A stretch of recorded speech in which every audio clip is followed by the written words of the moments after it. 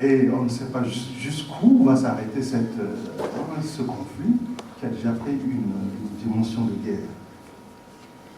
Alors je me réjouis par le fait que, professeur Ernest, quand vous avez choisi donc l'intitulé de cette table ronde en parlant de l'État, religion et État, vous ne savez même pas, je ne sais pas si vous vous rendez compte, que vous êtes déjà dans la triptyque des frères musulmans, qui utilisent le terme de Din, Dunya, Daoula, ça veut dire, il commence par la religion, religion, société et État.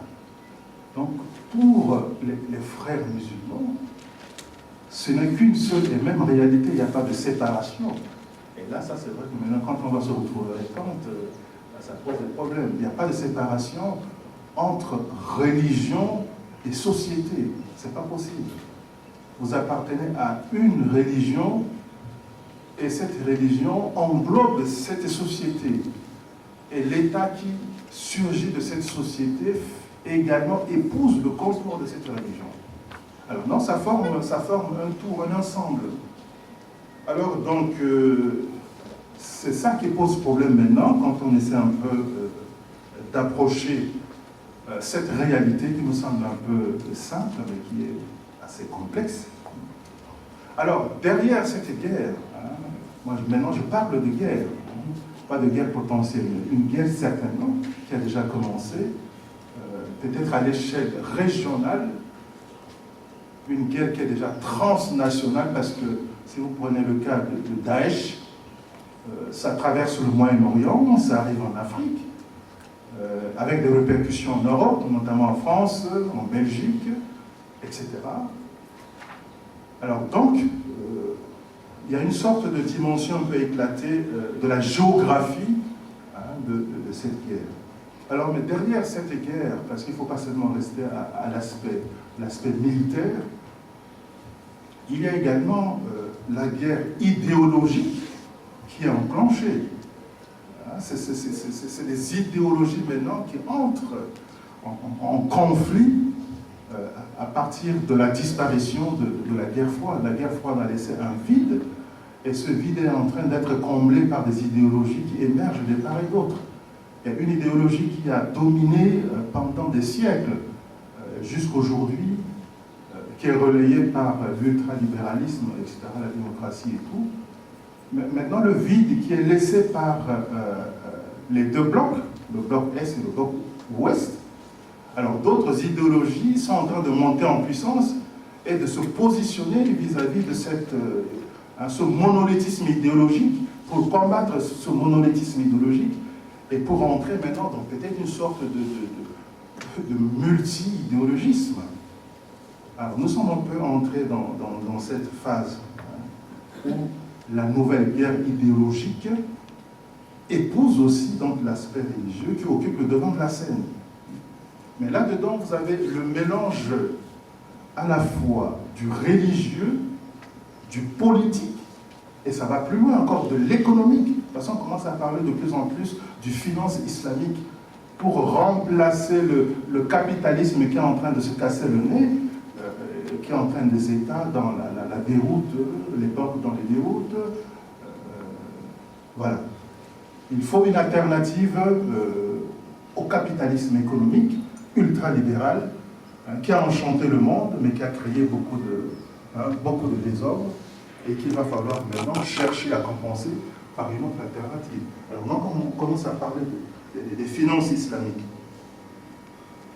Alors, sur le terrain, quand je parle du troisième discours, qui est le discours des organisations islamistes, vous voyez ce qu'on appelle les djihadistes, ce sont des millénaristes convaincus.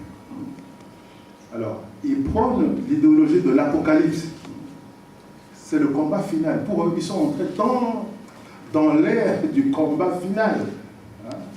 Et c'est le combat final contre l'Antéchrist, l'avènement d'un Messie et la fin des temps. La fin des temps correspond également à la restauration d'un nouveau monde. Alors vous allez avoir des prédicateurs enflammés qui vont essayer de passer par les réseaux sociaux pour capter un peu l'attention des jeunes tapous à travers le monde. Donc pour eux, l'ultime combat final devrait avoir lieu à Damas. Vous le savez. Vous comprenez pourquoi la guerre en Syrie prend une certaine dimension, une certaine ampleur et aussi un certain symbolisme dans la mobilisation des jeunes qui viennent un peu partout. Donc Damas, c'est vraiment le grand lieu de rendez-vous historique. Alors vous voyez, dans ces discours, on entend beaucoup de choses. Il semblerait que même que Jésus reviendra, il va tuer tous les porcs. Il va tuer tous les porcs qui existent à travers le monde. Et lui-même va se convertir à l'islam. Alors ça va très loin. Hein. Alors, pour les djihadistes, les signes, vraiment, les signes des temps sont à présent réunis au Moyen-Orient. Donc, il faut absolument se mobiliser. Et ça, c'est le discours qu'on rencontre dans les organisations islamistes. Mais vous allez, par exemple, dans le fondamentalisme chrétien, des illuminés comme Joseph Kony, là, qui sème du désordre au Congo démocratique, en République centrafricaine. Mais lui aussi, il est un peu dans ce combat final, croyant que les États ont échoué en Ouganda. Donc, il va falloir maintenant qu'on remette en place un État qui correspond à l'idéal de la fin du monde. Donc la restauration Donc des chocs de vision de monde. Vision d'un côté à la fois démocratique, ultra-libérale, et une autre vision qui est à la fois théocentrique. Et ces deux chocs-là constituent un peu le creuset de ces conflits qu'on rencontre. Alors, guerre, on n'est pas dans le registre de la guerre classique, de la guerre classique où on mobilise des États, etc. De plus en plus, on entre dans ce qu'on appelle la guerre par procuration. Et nous sommes dans une guerre par procuration, que ce soit au Yémen, que ce soit en Syrie, que ce soit en Libye, c'est des guerres par procuration. Si ce n'est pas entre les sunnites, vous l'avez si bien dit tout à l'heure, entre les sunnites représentés par l'Arabie Saoudite, le Qatar, le Koweït, et de l'autre côté les chiites, notamment l'Iran. Derrière l'Iran, vous avez le Hezbollah, etc. Alors, donc aussi, c'est des guerres par procuration entre ces groupes à la fois idéologiques, politiques, qui s'affrontent, mais à travers des groupes interposés, des intermédiaires. Mais vous avez aussi de l'autre côté les États-Unis qui veulent aussi régler leur compte avec d'autres États et qui passent par ces groupes, par ces organisations. Si la guerre en Syrie a perdu jusqu'aujourd'hui, c'est parce que ces mêmes États financent. L'État islamique a commencé par être financé par des États en bonne et due forme. Ils reçoivent l'argent des contribuables. Et c'est quand on va se rendre compte que ces organisations sont plus dangereuses qu'on le croit, que les États commencent à se retirer, mais c'est déjà très tard. C'est déjà très tard. Donc, la guerre a commencé, elle est déjà là. Mais on ne sait pas, est-ce qu'elle va prendre la dimension qu'a connue la guerre, la Deuxième Guerre mondiale? Non. Est-ce que cette guerre va durer combien de temps? On ne sait pas. On ne sait pas. Alors donc, je m'aligne un peu sur une réflexion que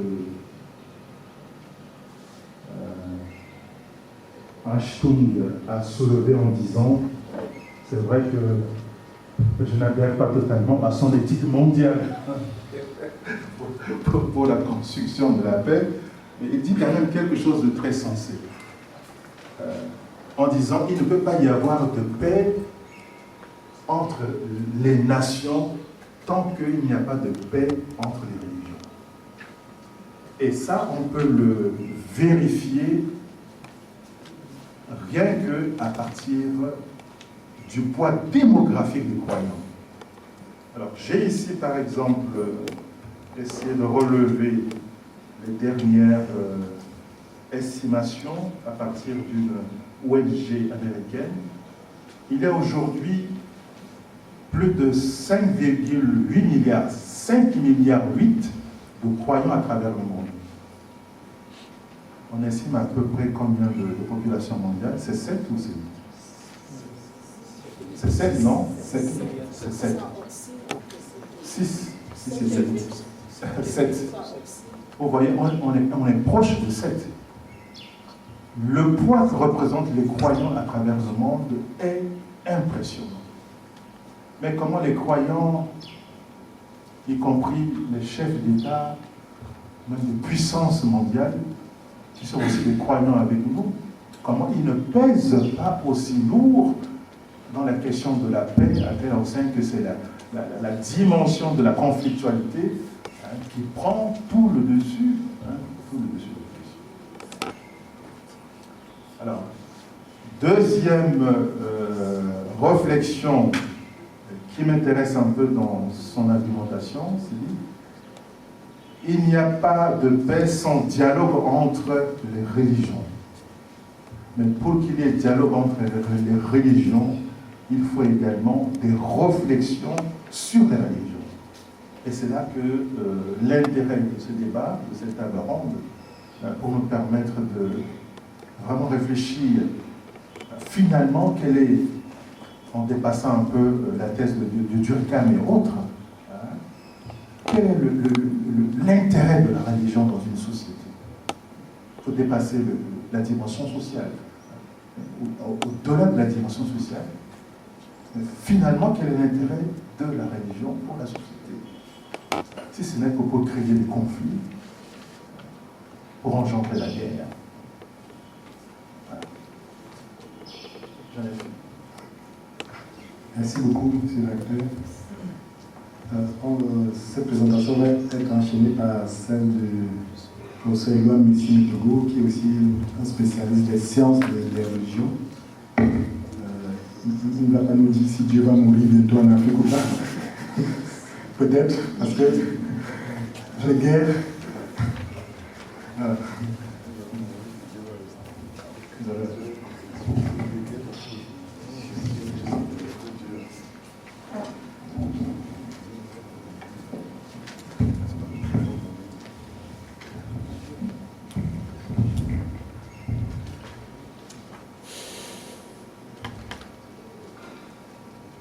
Je vais vous faire part de mes réflexions en 3 points. Le professeur Alain Renaud a dit que l'Afrique centrale souffrait aussi de ces affrontements religieux. Et il a cité Boko Haram. C'est très curieux que nous parlions de conflits, de guerre de religion, dans une ère culturelle où il n'y a pas de guerre de religion dans la tradition africaine. On ne se battait pas pour ses dieux,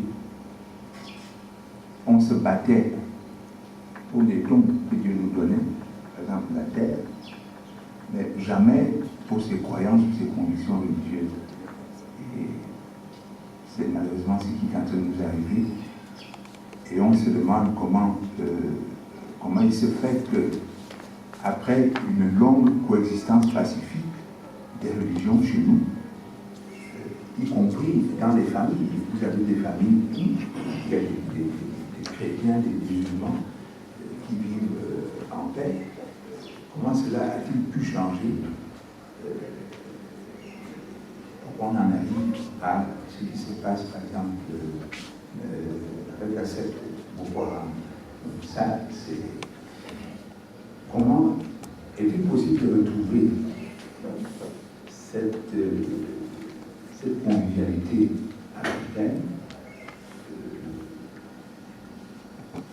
qui est en train de disparaître? C'est là le premier point. Le deuxième point, je reviens sur ce qui a été dit sur Kant en lien avec le dialogue interreligieux.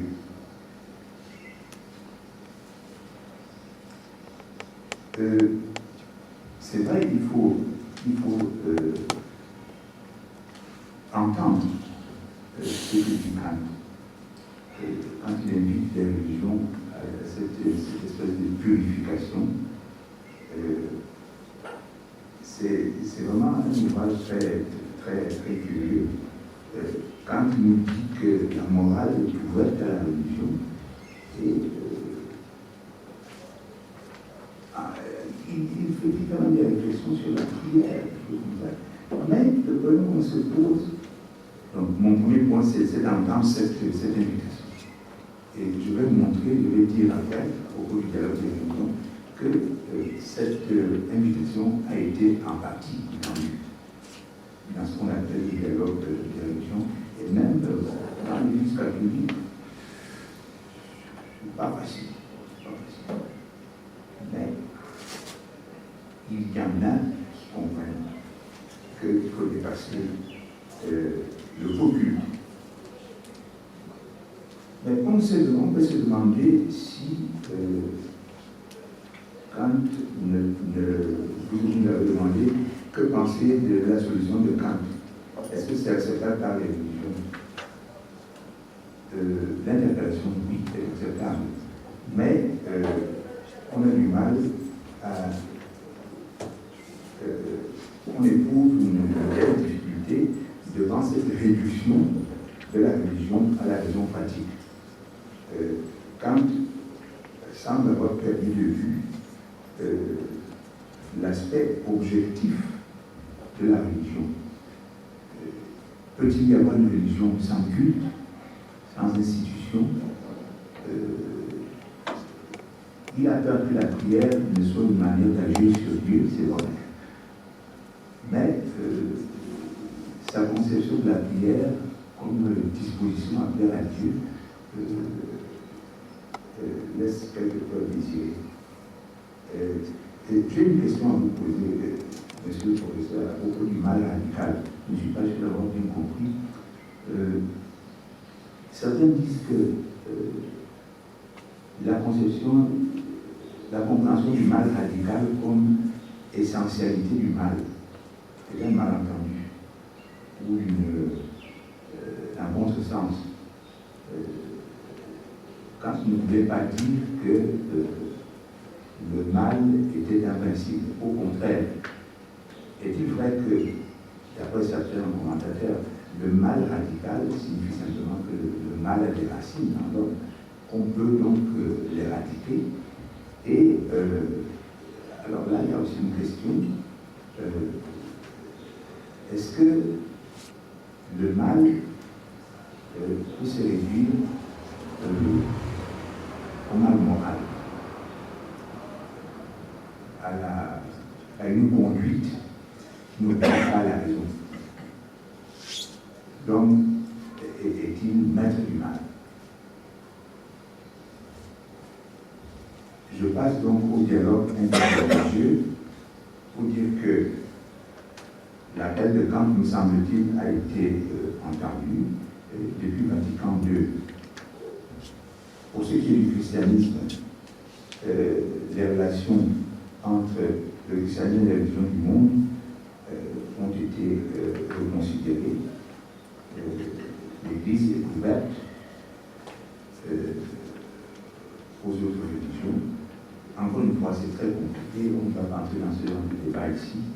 Par exemple, sur l'unicité de la médiation du Christ, c'est compliqué. Mais il y a un dialogue.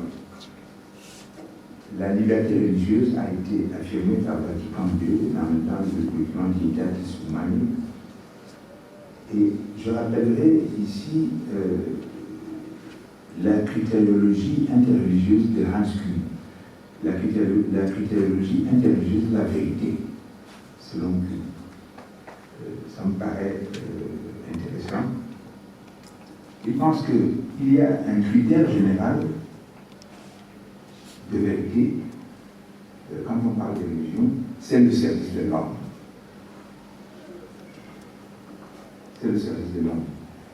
Une religion qui repose sur le meurtre, ou je ne sais pas, la discrimination raciale ou sexuelle, n'en est pas une. le service de l'homme est un critère général applicable à toutes les religions. Deuxièmement, il y a un critère général, un critère applicable en principe à un grand nombre de religions. C'est ce qu'il appelle le critère de l'originel et de l'authentique. Il y a des religions qui ont des textes sacrés, des fondateurs, et elles se mesurent à ces textes sacrés et à ces fondateurs, et les autres les y mesurent aussi. Ça peut être un critère de vérité des musulmans se réfèrent au Coran et Muhammad, les chrétiens aux évangiles, à la Bible de Jésus-Christ. Bon, ils s'efforcent de suivre le Christ, et les autres les mesurent aussi à cet homme-là. Et puis, il y a le critère spécifique de chaque religion.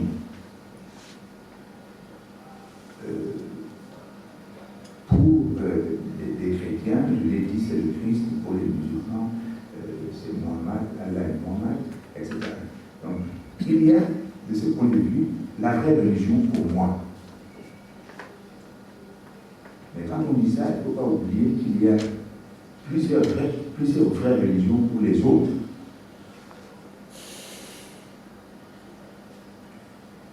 Et il ne faut pas non plus oublier que la ligne de démarcation entre le vrai et le faux ne passe pas entre les religions, mais à l'intérieur de chaque religion. Dans chaque religion, il y a du bon et du mauvais.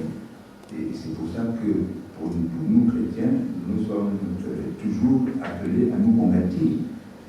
Parce que nous ne sommes pas toujours fidèles à notre ex-fondateur et à notre fondateur.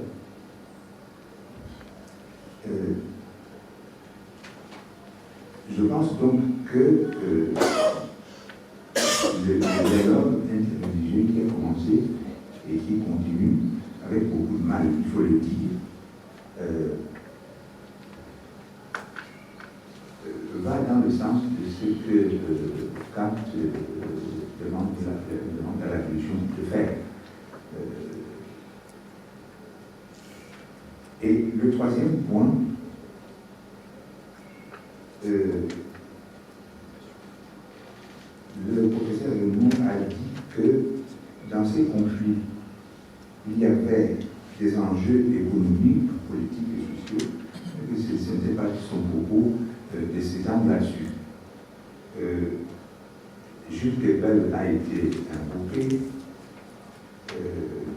ou évoqué. Je me demande si, et le directeur l'a dit, je vais aller dans ce sens, ces fondamentalistes, ces intégristes, comme nous disons, mais qui sont, selon Jules Kepel, des religions du désarroi. Est-ce que ce ne sont pas des critiques d'une modernité athée sans repère éthique et inhumaine? Donc, ces conflits religieux sont peut-être dans le fond des conflits, aussi des conflits politiques, économiques et sociaux. On l'a dit à propos de Boko Haram, il est quand même frappant de voir que là où sévit Boko Haram, au Cameroun et au Nigeria, ce sont des régions abandonnées par l'État. Des régions très pauvres, désertées par les pouvoirs centraux. Alors, c'est un terreau fertile, en quelque sorte. Est-ce que vous voulez, quelqu'un n'a jamais eu 10 000 francs CFA en une année, tout d'un coup, on lui présente 50 000, on lui propose une ceinture d'explosifs, et il faut donc, je ne suis pas le premier à le dire, il faut résoudre les problèmes économiques et sociaux qui se posent dans ces régions pour que peut-être on ne s'en va pas dans ces conflits. N'est-ce pas? C'est vrai que ce que vous avez dit, il faut un peu froid dans le dos. Bon. Voilà. Merci pour ce homme ici. Nous passons la parole à Daniel Blou, qui s'intéresse aux questions interculturelles qui, autrefois, s'est intéressée aussi à la religion en Iran, et qui elle-même a choisi la perspective à partir de laquelle elle va rebondir sur les réflexions de la vie. Oui, rebondir, c'est bien le mot.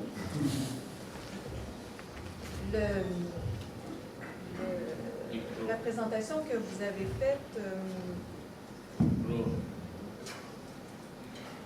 m'intéresse à plus d'un titre. Est-ce que ça fonctionne mieux? Non. Non, ça ne fonctionne pas. Est-ce que vous m'entendez quand même? L'autre, ça.